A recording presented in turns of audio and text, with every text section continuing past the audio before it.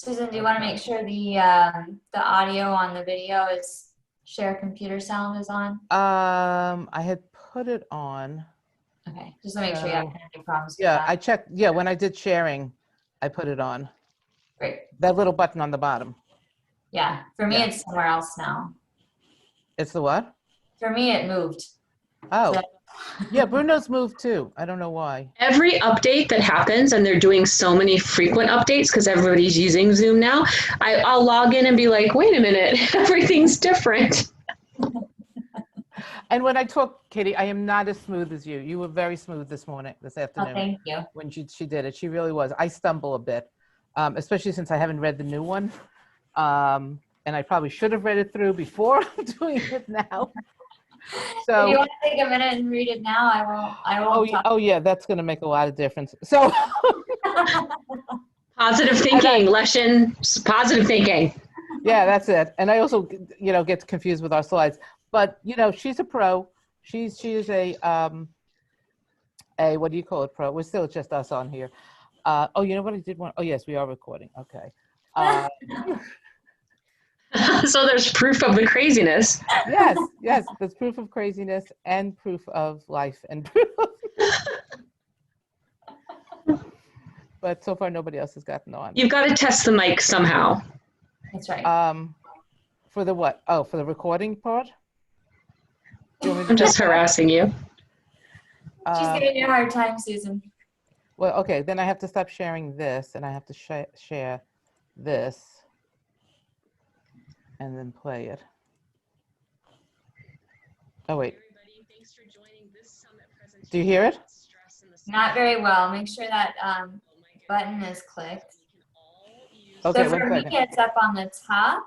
It's like a ... button or something, and it says share computer sound. Okay, let me go back to share screen. So mine is just, I didn't have share computer sounds checked. That's why. All right, let me go back to it.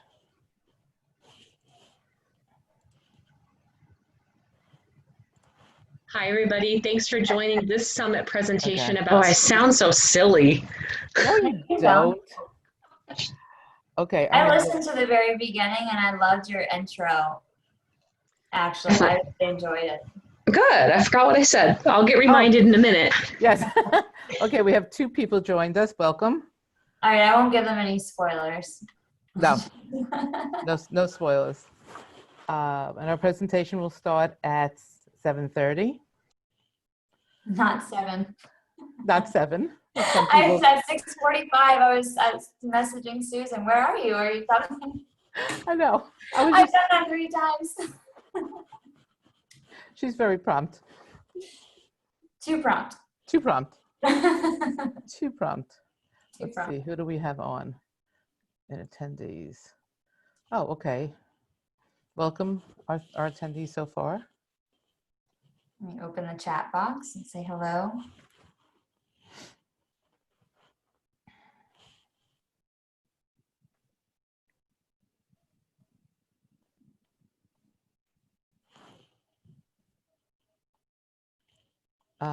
Can you guys see the little box on the side too with us, or you're just seeing the PowerPoint? Oh, I see us. Okay. I think what the people who are watching will see is as we trade off who is speaking, they'll only see one speaker box. Okay. Do you want us to turn off our video when the presentation is running? Yeah. Is that okay? Yes, please. Okay. That's how I do it. And your mic. Yeah, I usually turn mine off as soon as the video, right before the video starts playing. Mm-hmm.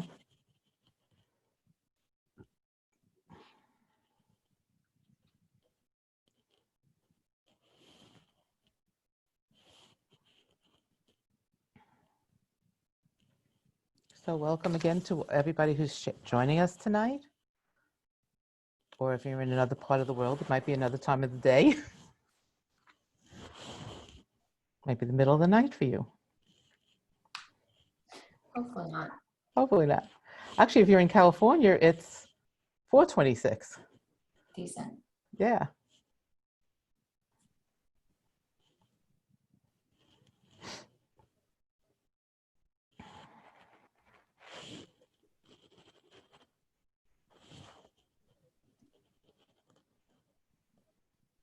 Judy Gabaldi says she's also in New York. Oh, okay. Well, welcome to New York, Judy.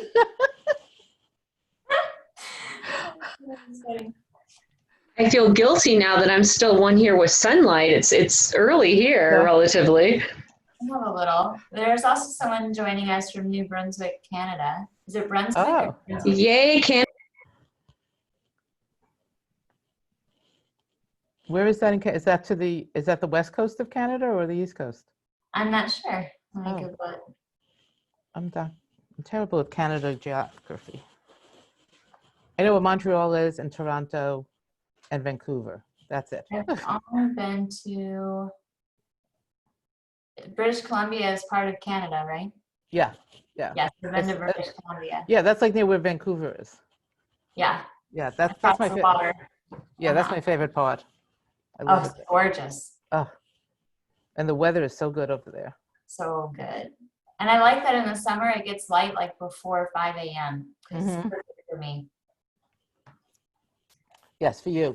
I was going to say, I'm not the early bird, so Katie, you've got it. Yeah.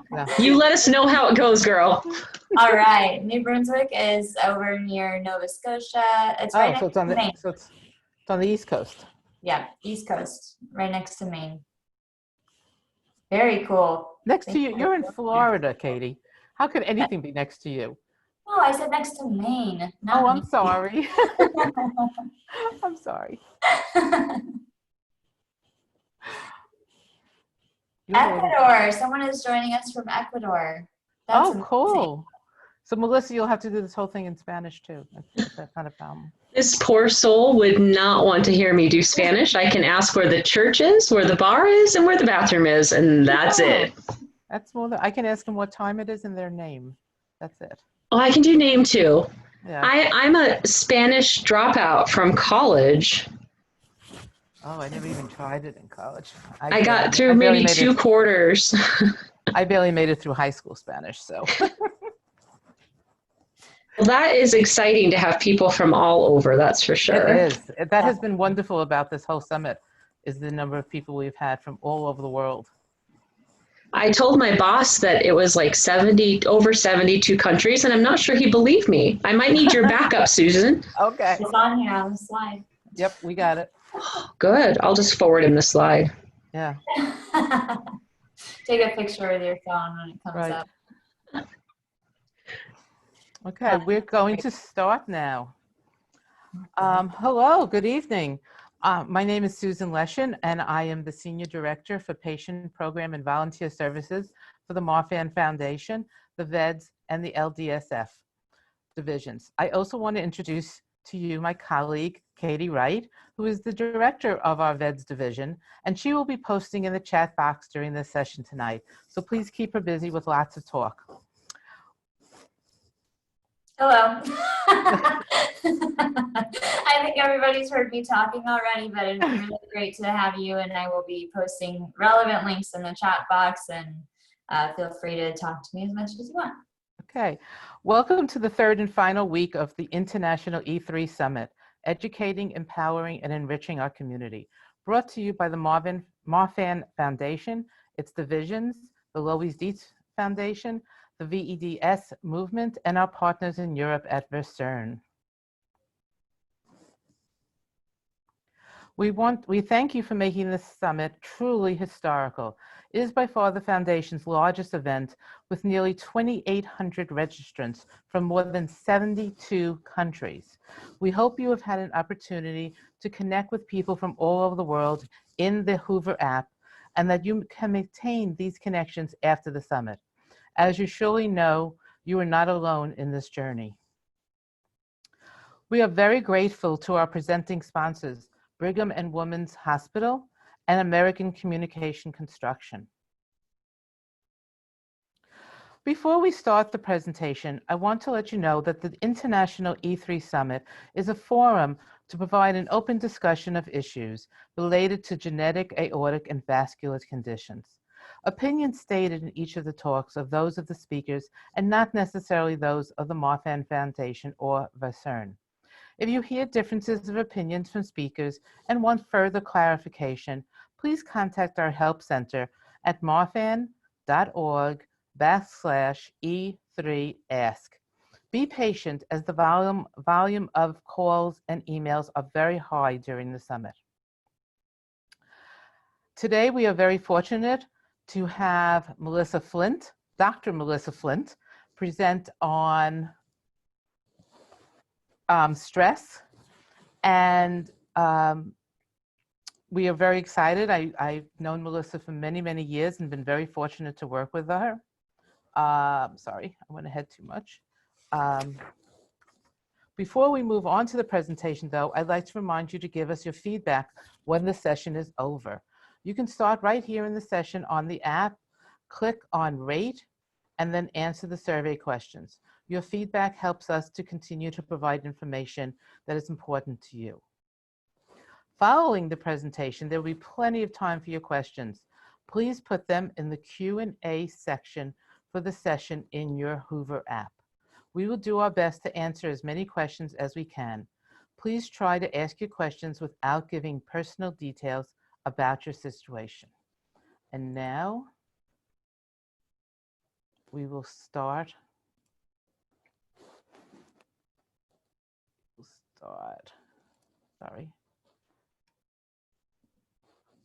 Our presentation. Hi, everybody. Thanks for joining this summit presentation about stress and the cycle of negative thinking.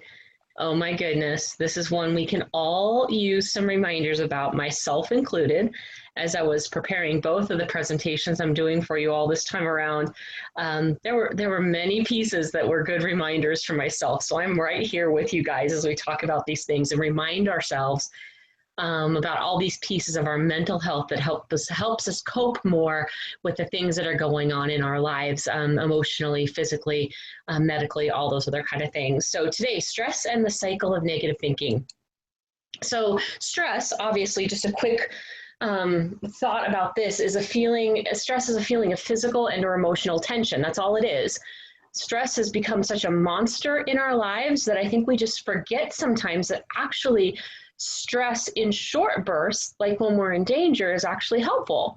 Chronic stress is the stress that takes a toll on us, and certainly anyone who has a chronic medical condition, those that love them as well, we have kind of some chronic stress that might be going on. But we need to remember stress is actually not the enemy. It's the enemy when we make it bigger than it is. So that's just one little piece as we're going to start together, just to keep in mind. Now, this one, I'm going to expect some giggles in the background because yeah, positive thinking. Is your glass half empty or half full is kind of the age-old question here. But when we really look at the psychological research about this, personality traits like optimism versus pessimism affects our mental health and our well-being. Positive thinking is absolutely associated with optimism, and this is the key to effective stress management. So whether we think it's Pollyanna or that I'm spouting rainbows and glitter at you, I want to acknowledge that positive thinking is not about ignoring the negative, ignoring situations.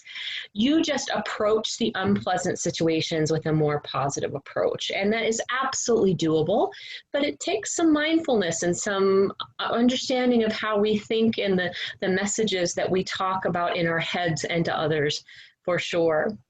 So we know there's tons of health benefits of positive thinking. We have an increased lifespan. There's lower rates of depression and distress. There's greater resistance to common illnesses and colds. We know that we have better psychological and physical well-being, better cardiovascular health, reduced risk from death from cardiovascular diseases, better coping skills. All of these things I want in my life. And if it takes positive thinking to bring them, then I'm going to do some more positive thinking, I think, as I kind of ponder this idea with you. One thing that I think we need to become better at is identifying the negative thinking. It has become such a habit that we don't even hear ourselves when we do it. So one way to kind of identify that negative thinking and know what we need to switch is knowing what we do and how we use negative thinking. So filtering, personalizing, catastrophizing, and polarizing. So the first one, filtering. Do you tend to magnify the negative parts of the situation and filter out the positive ones? I was at Sam's Club, Costco, whichever one you guys have out there, and I was getting gas, and the line was like 20 people long because the gas prices were really good. And so the whole time I sat there, I was complaining about the length of the line. Instead of focusing on, wow, this is a really good deal on gas, I hope they don't figure it out and change it by the time I get to the pump. Another example of filtering is, are you a yes butter? Somebody says something to you and you're like, yes, but. Somebody says something else, yes, but. Oh, that's a good idea, but. If that's how you tend to communicate, know that you are probably doing that with a negative thought process. That's just how this fits into our psyche. Personalizing, the second kind of negative thinking, when something bad happens, do you automatically blame yourself? Oh, it's because I can't do anything right. Oh, it's because my husband's right. He says I'm worthless, whatever it might be. Can it just be that I spilt the milk and there's no catastrophe? It's just spilled milk. Catastrophizing, on the other hand, is a little bit bigger than the way I just used it in that example. Do you always anticipate the worst? As you're planning, the worst is going to happen, so you put that into your equation. The last one, polarizing. Do you see things as only good or bad? There's no in between. There's no gray. Most of the time, if you're a negative thinker, you're going to put, there's a lot more in your bad category than there is in your good category. And this comes from a lot of different things. How we were when we grew up, what was facilitated within our home? Was it kind of a more negative identification home or more positive? We then take these things into our personality and we keep using them without even thinking about them as adults. So how can we focus on positive thinking, knowing that this doesn't come easy for people, and that doesn't mean you're Pollyanna or blowing rainbows with glitter. It just means that you're trying to look at each situation with the best slant possible. The beautiful thing about positive thinking is that if we want to pay attention and change, we can. Focusing on the positive isn't as hard as it seems. So the first step is to identify areas to change.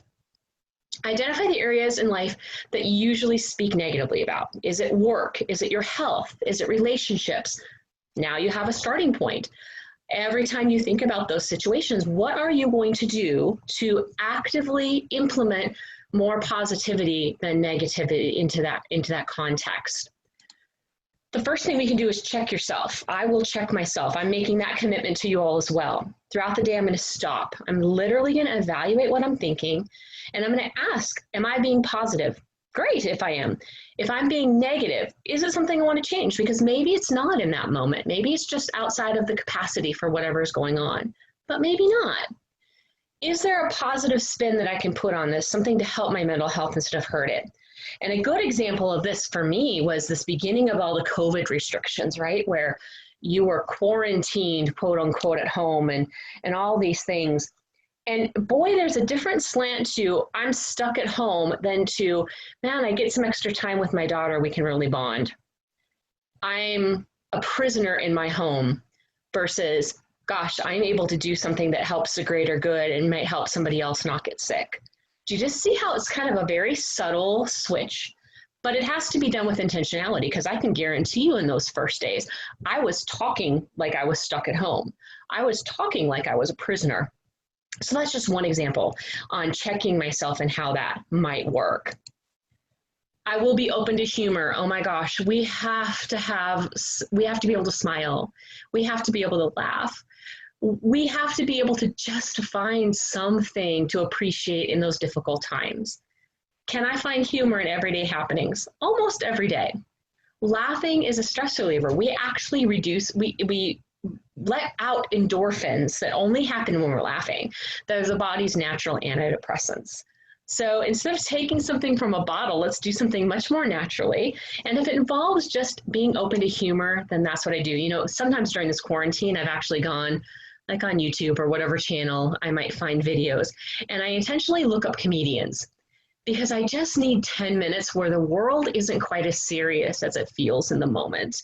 And that can be one way to bring some more humor into your life.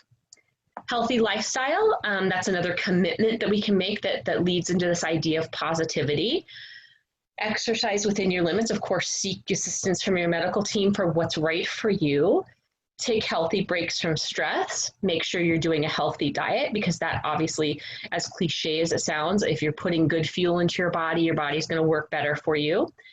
And recognizing that stress management is a part of a healthy lifestyle. If we're not managing our stress, we're not living a healthy lifestyle, because there's just too much stress to go around. So if we're ignoring it or acting like we're just better than the stress, or it doesn't really bother us, we might need to reevaluate that and see if that's really the case for us or not. This next one is difficult right now, isn't it? I'm going to surround myself with positive people. I'm a hugger. I'm known for my good hugs, the mom kind of hugs. And my students, when they were having a rough day, or before they left on an internship or to move or to graduate, they would always come into my office and they'd get a mom hug, a big hug that you just feel. And now we can't do that. And I've really missed that. But when I surround myself with people who are positive, they're huggers, they're joyful, they're looking at the bright side, my mood can change as well. And we might not be able to all go to the beach right now and hold hands and take a picture like this, but there's other ways that I can surround myself with positive people. Who do I choose to let into my Zoom? Who do I choose to have happy hour with virtually? Who do I choose to read? Or what do I choose to watch? Surrounding myself with positivity is as much about who I choose to interact with as much as what I choose to bring into my sacred space. So right now, your sacred space is your home. You're probably sitting in front of your computer or your phone watching this today and joining in on the summit. And you're deciding to bring this into your sacred space. I need to decide what I'm going to bring into my sacred space. And sometimes that's not the 6 o'clock news. And sometimes that's not the murder mystery right before I go to bed. So surrounding yourself with positive people is, yes, the interaction in our relationships, but also is broader than that. And I really need to ask myself this question much more than I do. Are the people you surround yourself with causing you stress and hardship, or are they bringing you positivity and support? Because gosh, I have a bunch of people on my list that every time they call, I look at my phone and my throat sinks. Those people are bringing me stress. What am I going to do about it? How might I change that? I will practice self-talk. Oh my gosh. Positive self-talk is so powerful, and it seems so silly, but that's the beauty of it. It's so silly and so simple. We can all be doing it, and we all should be doing it. The only rule for this is don't say anything to yourself that you wouldn't say to anyone else, because that's unfair, and we're our worst enemies. We are the ones that pull out the double-edged sword and use it on ourselves, where we would never do that to others. You need to be gentle. When negativity enters your mind, evaluate it rationally and respond with affirmations that affirm you, that don't break you down. And again, like I talked about in our last summit, that maybe some of you had shared, gratefulness can go a long way in changing a negative mood. It's very hard for me to be grateful and mad at the same time. It's very hard for me to be grateful and depressed at the same time.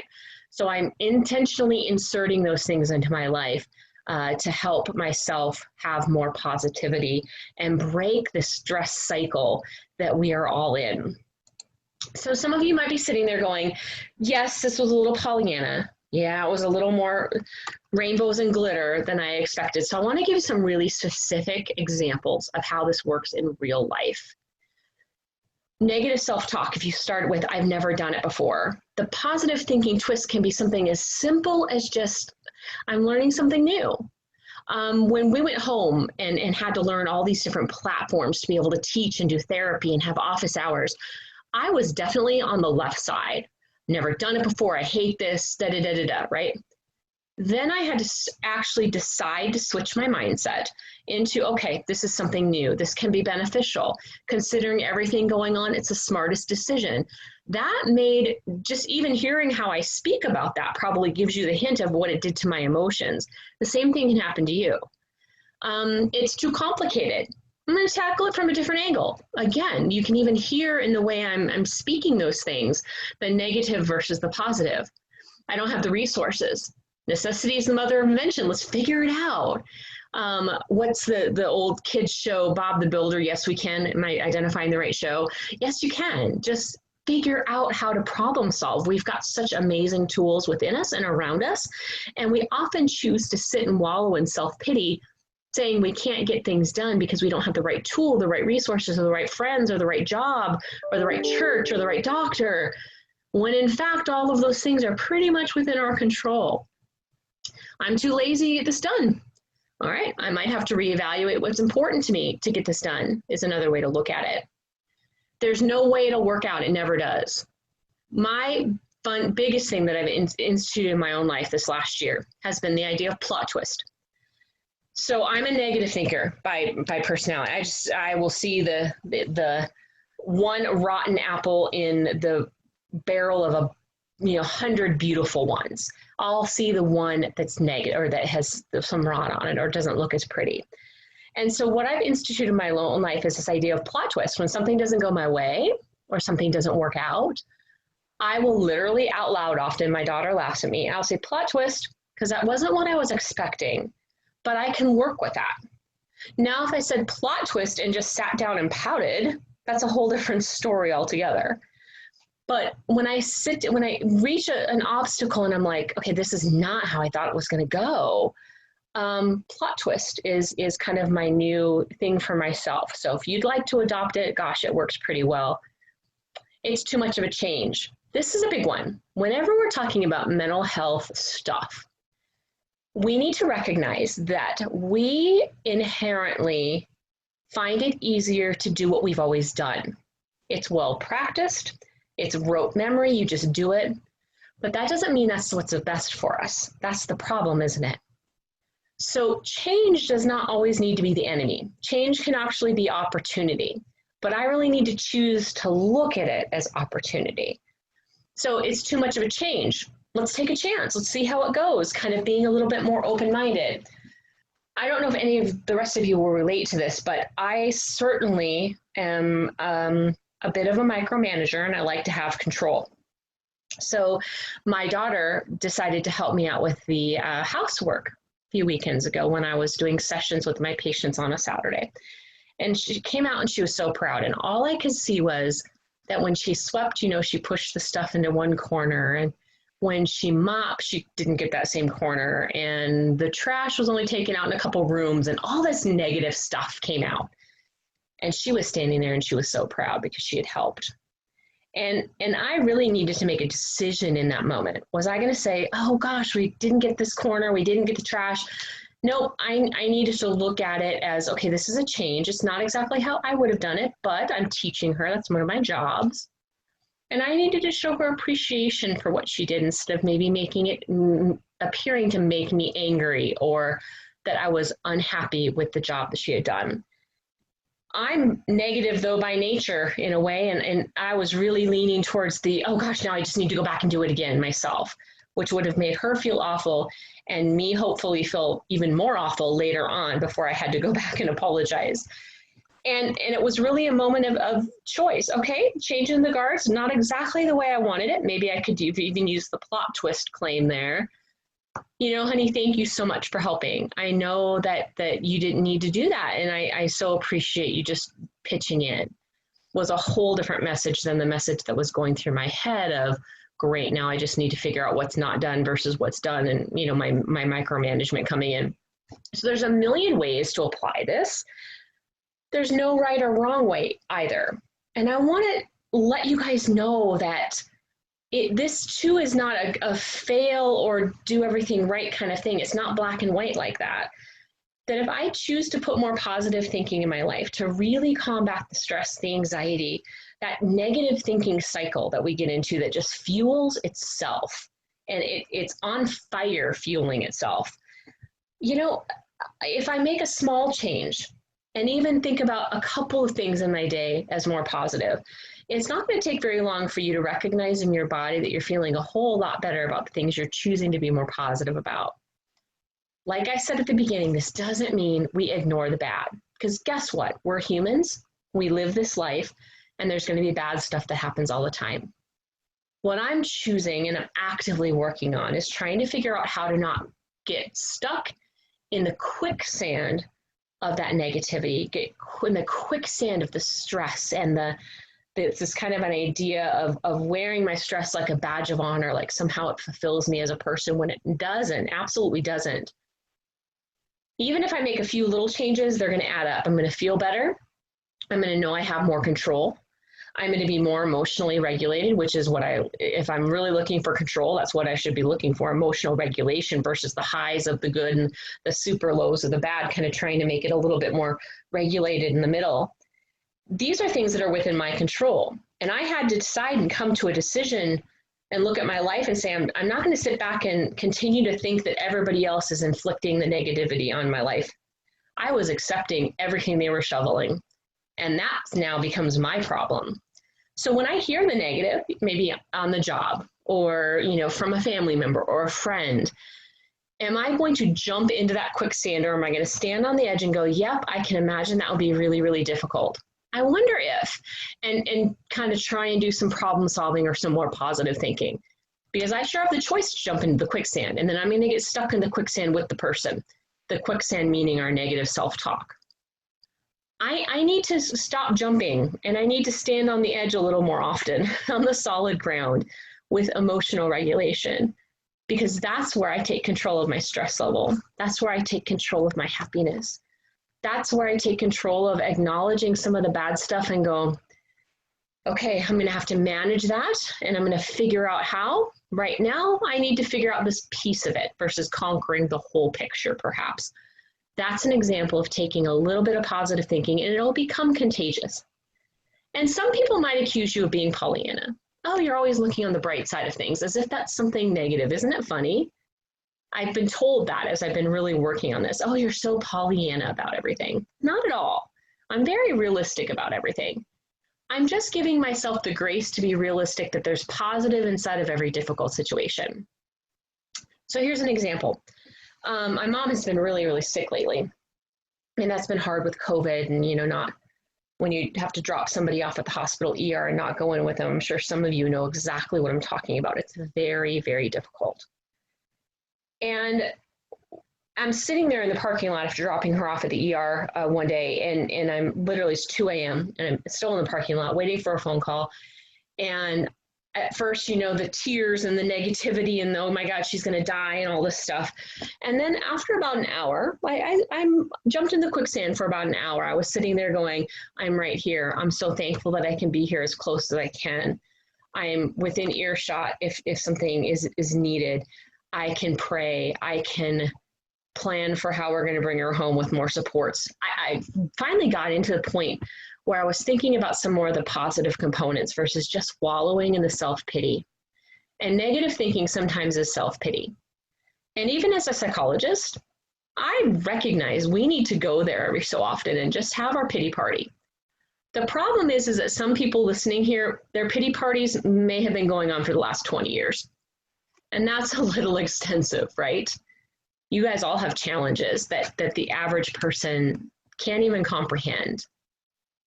But that does not mean that needs to define your existence, that the negative diagnosis or the negative outcome or the negative whatever, the negative thought process, how difficult it is to get the right treatment, whatever the negative thoughts are, those do not need to define you.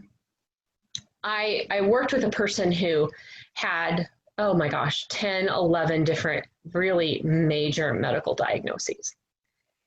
And I sat back the first day after meeting this person. I thought, oh my gosh, how on earth can I help this person? And what we ended up doing? We ended up going to the quicksand for a few minutes each session. And then the rest of the session we spent figuring out what can help this person get their control back. What can help them have a more positive feeling about things? What control can they take? What control do they need to relinquish?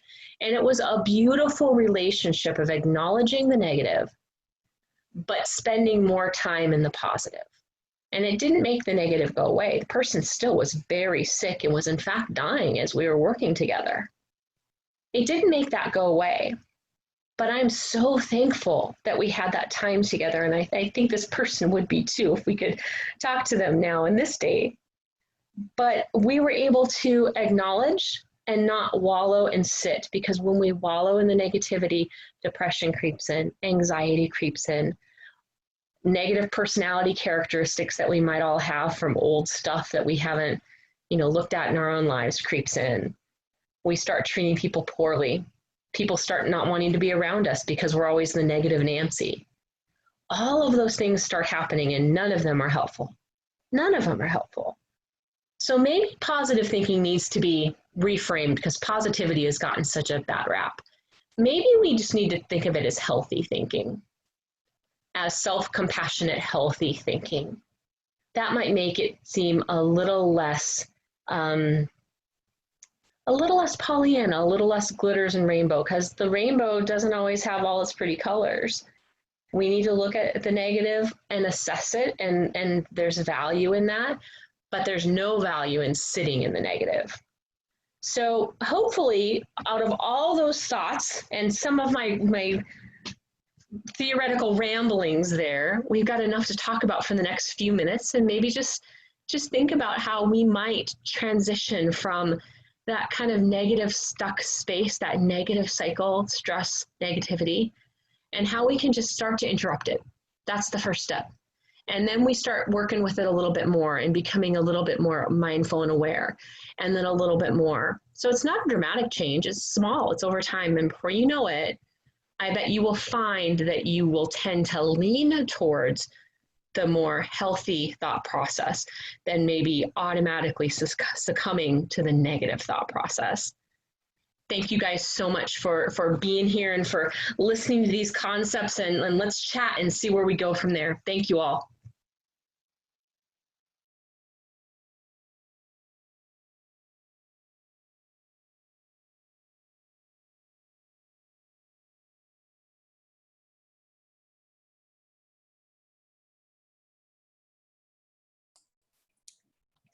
Susan, it looks like you're still on mute. Thank you so much. You're welcome. I will start again. Thank you so much, Melissa or Dr. Flint. You were absolutely amazing, and I really loved listening to you. I feel much happier and less negative now. We have a few questions that have been put into the on the Hoover app, so we'll go through some of those now. Perfect. If you have others that you'd like to add, you can still add them, or you can put them into the chat room. So first question is, how do we help a loved one break the cycle of negative thinking? This is the magic trick, isn't it? When we see there's an issue that our loved one is having, but they're not ready to make that change yet. And herein lies the rub. I can want for them a more positive thinking style, but it ultimately comes down to them wanting to make this change. And so maybe the question to give yourself a little bit of grace is, I am going to demonstrate a more positive thought process. I understand they're not in that place yet. I hope to kind of bring them over eventually when they're ready, because we can't force anybody if they're not ready. Maybe a conversation they might not even recognize. That is something that can be said. A lot of people just don't recognize how negative they come across and the ramifications of that on others. Especially if they're in pain or they have chronic illness of some kind. But really the focus is on, how do I, as a person, demonstrate the light that I want to have in this relationship, and have grace that this person isn't in the space to maybe want to make those changes. When they are, help them. Figure out, kind of, can you banter off of one another, and, oh, that was pretty negative, let's reframe. Maybe you could actually be of support to one another and help. But thinking that we can make anybody do anything is kind of a slippery slope in a lot of different areas, including thinking more positively. I hope that makes sense. Thank you. Yes. What are some helpful strategies to alleviate constant worrying about an emergency event which can happen or not happen at any time? I think that once we start to realize how fragile life is, we have a little bit of an existential crisis, and that's pretty normal. We wonder what's going to happen next. We're wondering about the next emergency. Is this the one that leads to something really horrible, or is this just a little Band-Aid one, and not knowing? So first step is to recognize we don't know, and to also recognize we don't have control. Demanding control over an uncontrollable circumstance is kind of like beating your head against the wall over and over and going, why is this hurting? Think about what you can control in the situation. I can control my medical appointments. I can control my treatment team. I can control making sure I get my meds. I can control, like, make that list. And then we focus on those. It's just like in this COVID where people have been feeling so strained and disconnected and feeling so out of control. I had to choose what I could control and what I can't. And for me, it was more like a mindfulness, meditative prayer. I'm sending this out into the world. In fact, Brene Brown said something on a podcast that I just listened to again this morning to remind myself of these concepts. She said that emotions take us down when we don't name them. And that's the same with these chronic worries. When I don't name them, they take me down. So I'm going to name them. I'm going to take control of the ones I can. And the ones that I can't, I'm going to acknowledge. And I'm going to be as prepared as I possibly can with what I can control and kind of almost blow away the things that I can't and not focus and hold on to them, because that part will make me completely crazy as I go through these processes. So a little bit of mindfulness, a little bit of separating out might be helpful. It's hard to do. It takes practice. And I do want to acknowledge that. You're not going to be great at this the very first day. It takes practice for us all. Okay, great. Thank you. Similar question is, how do you break the habit of constantly negatively thinking or worrying? I think just like the grief process, and that's my area of specialty, is we need to sit there and we need to wallow for a little bit. Once we get a diagnosis, it is scary. I'm angry, I'm upset, whatever it might be. But that little bit needs to be a little bit and not the deciding factor for the rest of your life, right? And so I think that part of this negative thinking part is, yeah, for a while, I'm just going to be negative, and that might be 3 days, 3 weeks. But then there needs to be some point where we decide that I am not going to allow my diagnosis to define the entirety of me. I happen to be a person who has Marfan. I happen to be a person who, etc. But I am so much else outside of that as well. And we tend to lose sight of that. So kind of flipping that switch a little bit and recognizing this is a very big part, a very important part.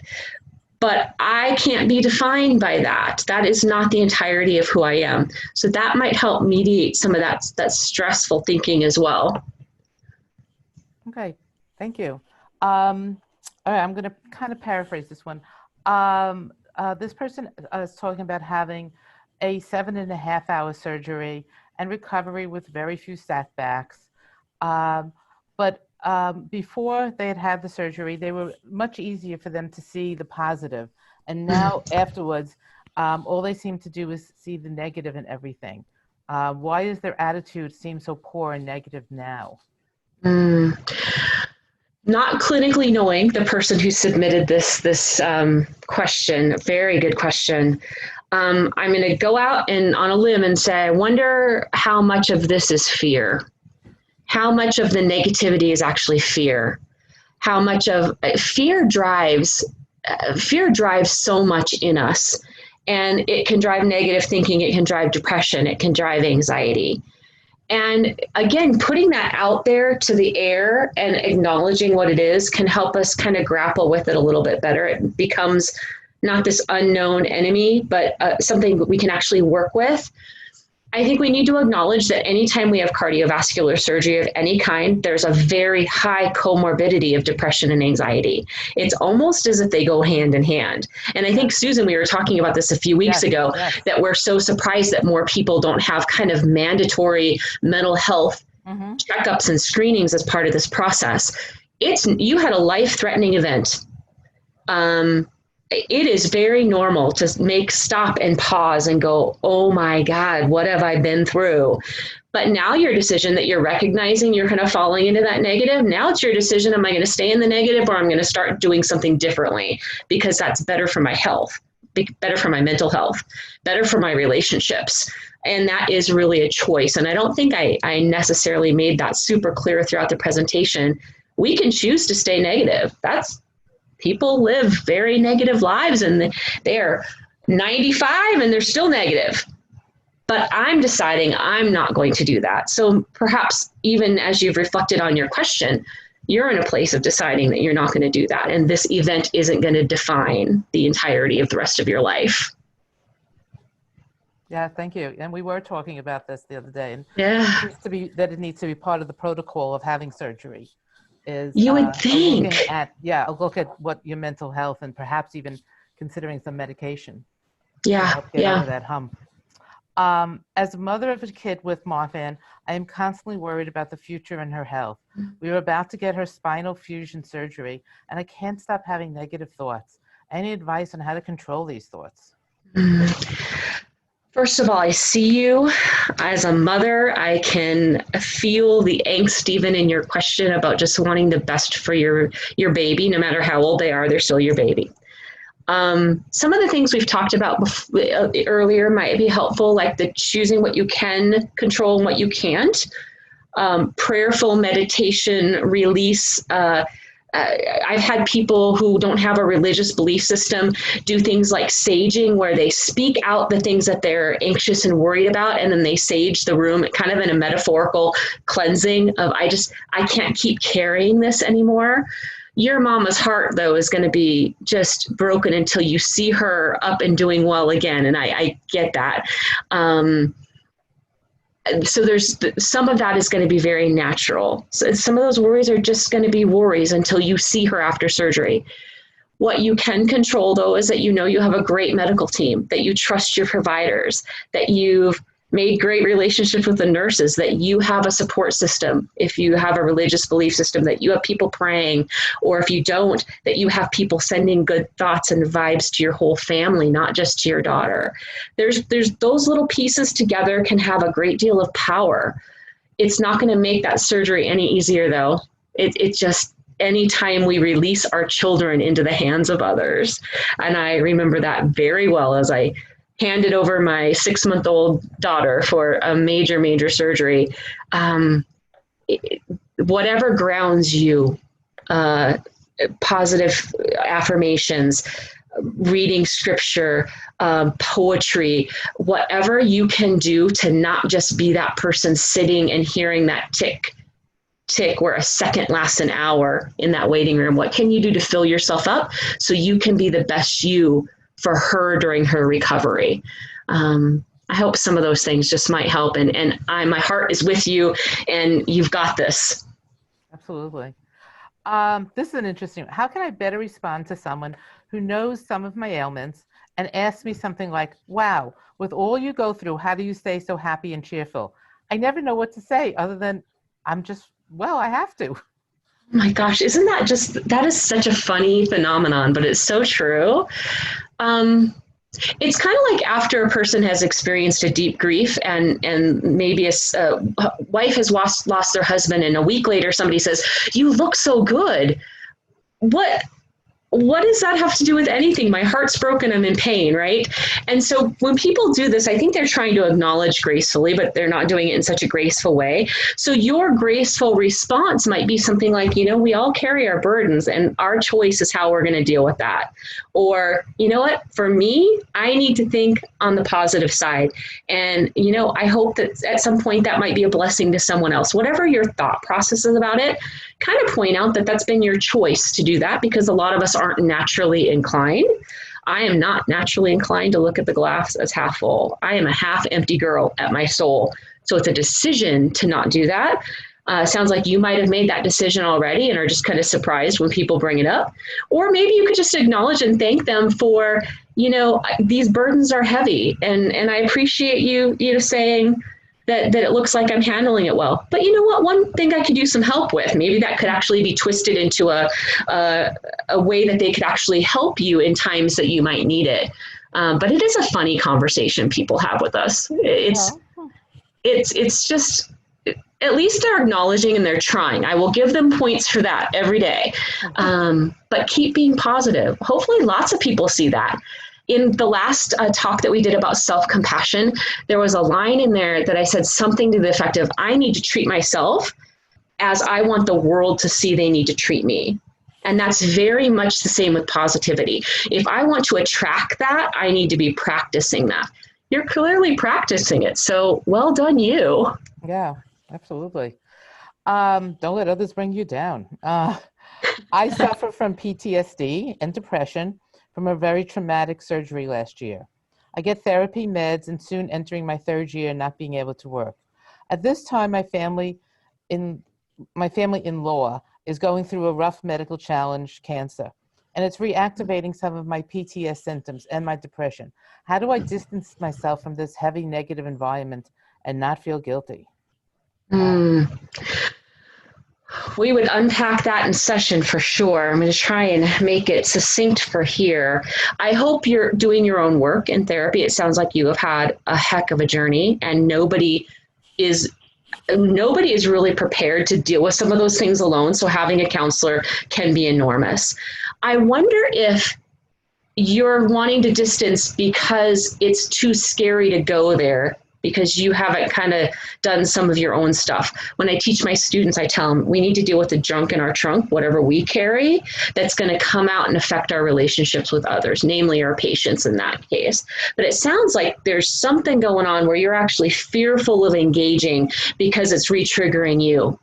So I think that's just an indicator for me as a professional that I would want to sit down and walk through that with you. And I hope you have somebody that you can do that with, especially when you know you have PTSD and you know you have depression. You are prone to be easily triggered by the gravity of these huge situations. Another way to look at it is how can you engage and support these loved ones? Because it's not like you don't want to acknowledge it. You wouldn't want them to do that for you without kind of jumping into the quicksand with them. So there's a couple different ways to maybe look at processing it, but I really hope you have actually an individual therapist that you can just talk these intricacies out, because that's a pretty specific question that kind of gets into a lot of your own stuff that you have. So I want to be mindful of answering it, as I'm not your provider, answering carefully, because I want you to be able to do that work with the person who knows you best. Yeah, thank you. Pain is what causes my anxiety after a number of life-threatening events. How do you deal with the stress caused by pain, which may or may not be dangerous, but is persistent? It's that chronic, isn't it? It's always there for a lot of people, and something that's always there. One of the pain specialists I work with explains it to their patients like you're a big rock and somebody has a chisel and a hammer, and they're constantly taking little pieces out of your ability to cope. And that's how he describes the pain. And I thought, gosh, that is a great metaphor, a really physical kind of metaphor that we can see. Yes, we get anxious from pain. We get depressed from pain. You're right. Those are not necessarily life-threatening in and of themselves, but over time, it is life-threatening in a way because we become so much less resilient. Your cortisol levels are constantly on alert. It's like you're waiting for the next trauma every second, and that can be a really difficult space to be in. I'd first suggest to find a good pain team to help you deal with what is causing the anxiety if you really have made that direct link.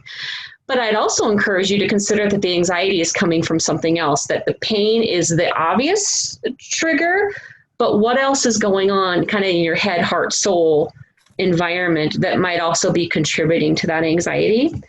Lots of providers can be very helpful with different anti-anxiety meds. I know sometimes people are hesitant to take those. I'm certainly a hesitant provider and asking people to maybe get a medication management for their anxiety. You might consider things like biofeedback to learn how to physically reduce the literal anxious components. Like how can you reduce your heart rate? How can you reduce the sweating response that some people have with anxiety? There's lots of things that can be done. A lot of it is one-to-one therapy. So if you're not in therapy, I'd really encourage you to find a trusted provider who can just companion you on this journey, not tell you what to do, not tell you how to think, but just to be there and be that sounding board so you can process some of this stuff. It sounds like, again, so many of you have so much going on. That's wonderful. Thank you. That was the last question I had there. Katie, did you have any questions that came up in the chat room? None in the chat room, but there is one more that had just came in. Oh. I can go ahead and ask it if you'd like. Yeah, go ahead. Go ahead. Can certain medications accentuate the negative or overthinking, which may end up in exhaustion? I think that's not the sole cause, would be my guess. Now, in full disclosure, I'm not a prescriber. I'm a psychologist. So I'm not a medical doctor or a psychiatrist. I work with other ways to help deal with anxiety and depression. Medications can have a billion different side effects, and it might affect person A very differently than person B. If you've noticed a connection between that negative thinking, overthinking, almost like a kind of an OCD tendency maybe to be obsessive about your worry, directly after a med change, I think it's always fair and always prudent to go to your provider and say, hey, I've noticed this change. Now, some of our medical providers hear a more mental health concern and they're like, yeah, I don't know. Keep digging. There's a possibility that can be connected, but I wonder if I was seeing you in office, I would ask lots of questions about the way you process things before, because often this negative thinking has been there for a very long time. The current stressor just exacerbates it. It's kind of like the stick of dynamite with a really long fuse. And it's just now that that fuse is finally burned down to there's actual threat. But really, it's been years that these things have kind of been building, and we've been doing them over and over again. I wouldn't take meds off the possibles list. If it's a new onset and you just change meds, absolutely, I'd ask the question, and that would be to the prescriber who made the med changes that you're referring to. Fantastic. Thank you so much. So if your question was not answered here, please submit it to us through our website, marfan.org/E3ask. Please be patient, as the volume of questions are very high during the summit, and it will take longer than usual for our Help and Resource Center to get back to you. Also, I'd like to very much thank you. Let me put on my screen share.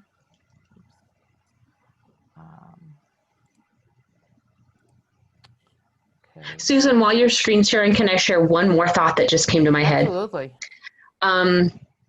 Firefighters aren't trained to fight fires by starting with the plant that's on fire, the whole street block. They start with very small fires. And somebody explained that to me when we were talking about negative thinking. We have to start small. We can't conquer the big things right away. We build our way up. And I just like to encourage you, start with the small things, just the little things that kind of drive us crazy and we know we have negative thinking. It'll become contagious into the other areas of our life. That's excellent. Absolutely. So true. Okay. So some final thoughts. As I said, if your questions weren't answered, please submit them. We very much value your feedback. So please complete the session survey. We would love you to visit the exhibitors in our virtual exhibit hall if you haven't done so. Please sure to continue to use the app to connect with people in the community. I have a couple of posts on there about depression and also about connect with social worker. So I'd love to hear from you. And if you would like, please, and if you're able to, you can help some of our programming, make some of our programming more possible by going to marfan.org/donate. If you want to put any of this on social media, please do so at #E3Summit20. Coming up after the summit is our next big event, is our Aortic Disease Awareness Week, which runs from September 19th through the 26th. This worldwide event is powered by the Marfan Foundation, and we hope you will all participate in our awareness project, raising your hands to raise awareness of the risk factors for aortic disease. Information is available in the Summit app, on our website, and in our social media. And would you like to say anything else, Melissa, tonight? I just want to acknowledge all of you. This is week 3. You guys are hanging in there and doing so many of these summits.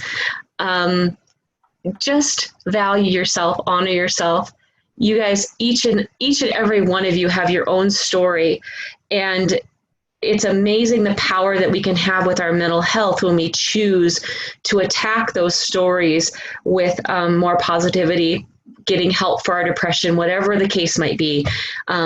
Providers don't bite, I promise. Reach out when you need help. We need to stop the shame of reaching out for mental health, because it really does impact how we actually live with chronic illness. Absolutely. And I'd like to thank you again, Dr. Flint, and so glad that we were able to learn so much from you tonight. We appreciate your time and expertise for sharing all of it with us. Everybody have a wonderful evening, and hope to see you again at some other program. Take care. Bye.